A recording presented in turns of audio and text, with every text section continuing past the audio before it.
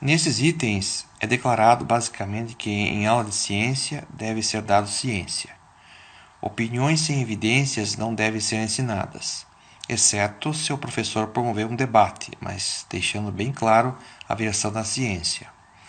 Por exemplo, na história deve ensinar o que é dito na historiografia tradicional, o que é definido pelo Ministério. Portanto, as diversas vertentes não são iguais. Exemplos: na história, evidências mostram que o homem foi para a Lua e que o Holocausto ocorreu. Até que refutem isso, não devemos considerar quem nega. No outro ponto, afirma que na biologia é possível dar aula sem viés político. Nas humanas, segundo a opinião de quem participa de curso de humanas, é impossível dar um curso de história ou geografia sem viés. O ponto de vista na história da USP seria marxista. Se discorda do ponto de vista de lá, que faça na outra faculdade. Se existe posicionamento não marxista em economia, que se mobilizem para fazer livro didático. Sem iniciativa, ele não surge. Questão de oferta e procura. Ele não questiona a afirmação da área de humanas, pois declara: quem sou eu para dizer algo sobre isso?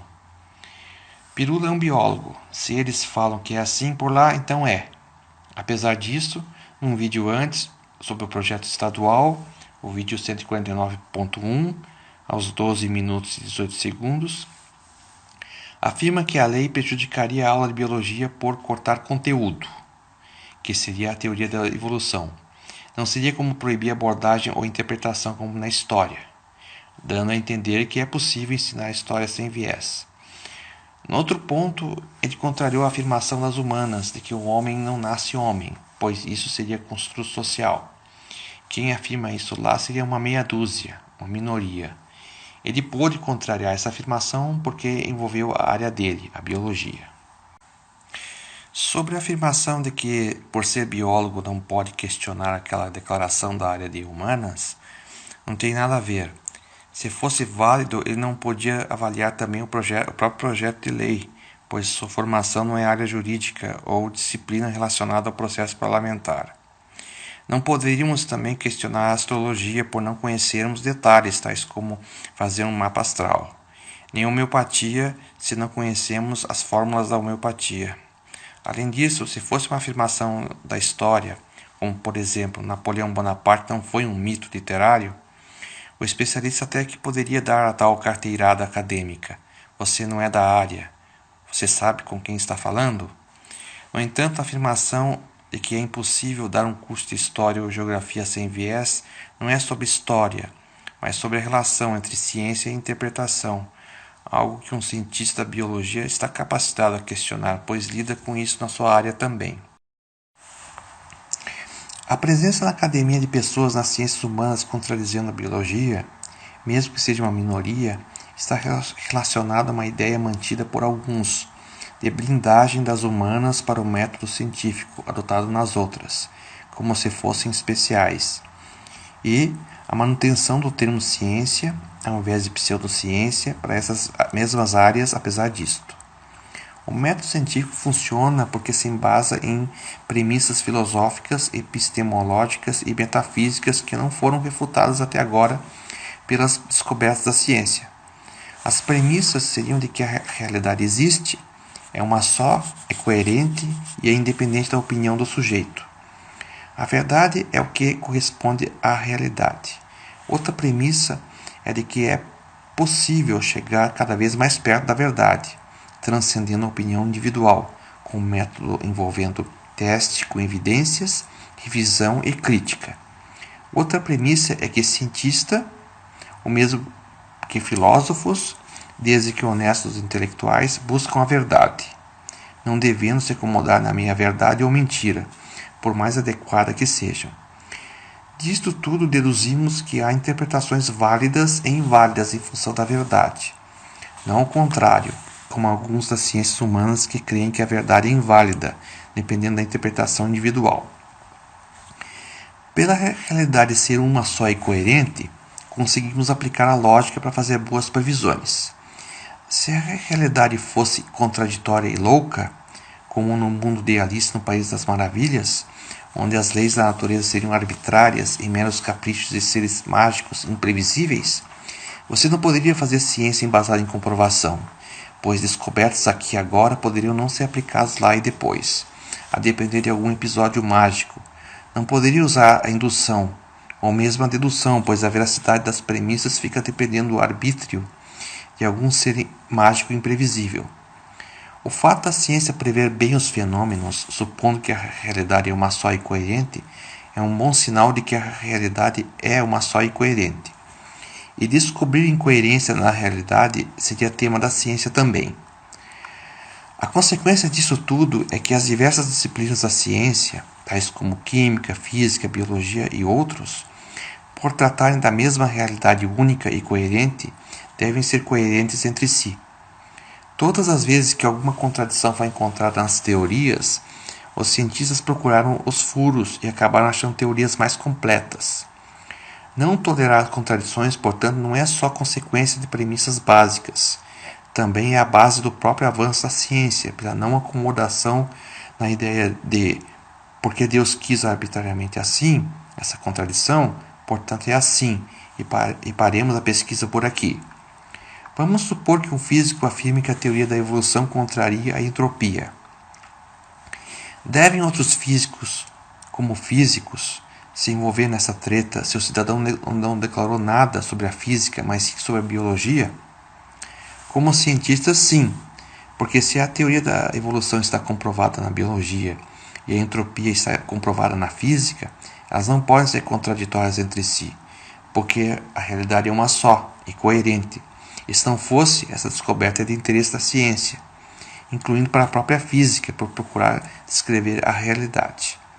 Portanto, se há minoria dentro das ciências humanas que contradiz a biologia e não há pesquisa ou interesse em saber onde está a contradição dentro das humanas, isso só demonstra que há coisa muito errada dentro das ciências humanas, que há parte dela que deixou de ser ciência, demonstrando desinteresse pela busca pela verdade, o fundamento de qualquer ciência.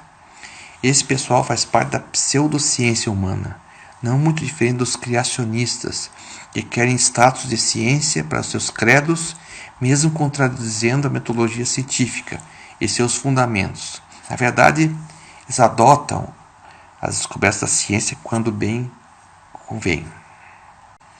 Alguns pensadores das ciências humanas veem com naturalidade que ciências sociais contradigam outras ciências, porque para eles tudo seria questão de opinião. Eles acreditam que não é possível transcender a opinião, é tudo um modelo, paradigma arbitrário, ou não há realidade coerente fora do sujeito, ou não é possível a tal verdade, pois tudo é opinião arbitrária mesmo. Eles veem as disciplinas da ciência então como feudos, dominados por especialistas com ideologia e caprichos, que impõem opinião com autoridade. Por isso há ênfase em especialistas, não na comprovação.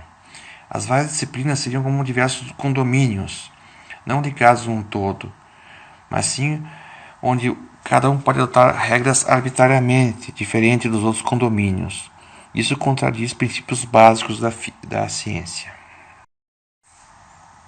Voltando à afirmação que é impossível dar um curso de História ou Geografia sem viés, isso seria o mesmo que afirmar que não há ciência histórica ou geografia sem viés, pois se existisse, seria esse o conteúdo da aula, uma vez que a aula de ciência com viés seria ou opinião ou debate filosófico sobre ciência. Essa afirmação da impossibilidade é científica? Está provado que não é possível abordar a história sem tomar posição? O ônus de provar e explicar isso é deles. Por que é impossível o curso de História sem viés? Eles citaram um exemplo para que possamos avaliar. Será que não é uma afirmação ideológica? Para defender essa ideia, geralmente apelam para a situação epistemológica do sujeito. Cada um de nós avaliamos qualquer coisa em primeira pessoa, ou seja, somos sujeitos com uma visão de mundo, avaliando objetos sob óculos ideológico particular. Portanto, não seria possível ciência sem viés ideológico. Em suma, tudo seria mera opinião ou convenção coletiva. Para uns, inclusive, verdade é a convenção coletiva. Isso, no entanto, é uma falácia. O argumento parte da premissa verdadeira de que o indivíduo é parcial na sua tarefa particular de entender o mundo. A partir daí, pula para a conclusão de que a ciência toda é parcial. O produto abstrato e coletivo desses indivíduos seria parcial também. Basta pensar numa característica particular que o coletivo não tenha para perceber que o argumento é uma falácia. Um homem tem cabeça. A humanidade tem cabeça? Uma abelha tem asas. Um enxame tem asas? A ciência consegue chegar perto da imparcialidade, apesar da parcialidade de cada membro, porque busca eliminar contradição dos diversos trabalhos mediante evidências, revisão dos pares e crítica. A parcialidade de cada um é anulado, em parte pelo outro. O produto final é menos parcial, uma espécie de seleção natural pela imparcialidade. Voltando ao exemplo da história, vamos supor que eu devo dar aulas sobre a Revolução Francesa. Segundo o afirmado, eu não consigo dar essas aulas sem opinar ou interpretar. Será? Há fatos brutos relacionados à Revolução Francesa que eu posso ensinar tranquilamente. Anos, datas, pessoas envolvidas. Vamos supor que a aula deva tratar de ideologia para aprofundar. Isso implica que devemos necessariamente doutrinar? É preciso transformar o aluno num iluminista para que ele entenda o que foi a Revolução Francesa? Eu posso apresentar o que é iluminismo, seus pressupostos, seus principais pensadores, suas ideias, seus opositores, tudo sem divinizar ninguém e nem criar espantalhos. Vamos supor que eu tenho que abordar consequências do iluminismo para o pensamento atual. Eu não consigo explanar objetivamente sua influência no pensamento atual sem divinizar ou demonizar? Se é o caso de expor uma opinião porque é relevante para um entendimento mais profundo, basta fazer o que o Pirula sugeriu, promover um debate, esclarecendo bem que trata-se de uma interpretação, que os fatos históricos são aqueles comprovados. Portanto, se o professor de humanas não diferencia explicar ideologias de doutrinar, lamento, mas está no emprego errado.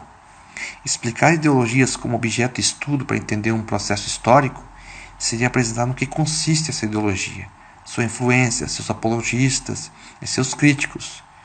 Não fazemos espantalhos de nenhuma das partes. Doutrinar é apresentar a ideologia como inquestionável, é tentar converter o aluno para aquela ideologia. Portanto, essa ideia de que curso de humanas tem que ter viés não é plausível, carece de provas. Sobre os livros didáticos, foi dito que se existe posicionamento não marxista em economia, que se mobilize para fazer livro didático. Sem iniciativa, isso não surge. Primeiro, eu creio que livro didático tem que ter ciência. Especulação deve ser exposto como especulação. Sendo assim, o problema da afirmação do Pirula é que transforma a questão do que é ciência numa questão de mera militância. Além de não impor aos especialistas a obrigação acadêmica de justificar por que exclui vertentes nos livros didáticos, como no caso do criacionismo em biologia, a afirmação justificaria a própria iniciativa dos criacionistas de se mobilizarem politicamente para impor suas teses nas escolas. Então basta conseguir impor mediante militância, produzir o corpo acadêmico doutrinado para virar ciência. Foi assim que a evolução alcançou o status de ciência, movimento político, militância, ou foram as comprovações científicas de que a teoria é correta para os acadêmicos?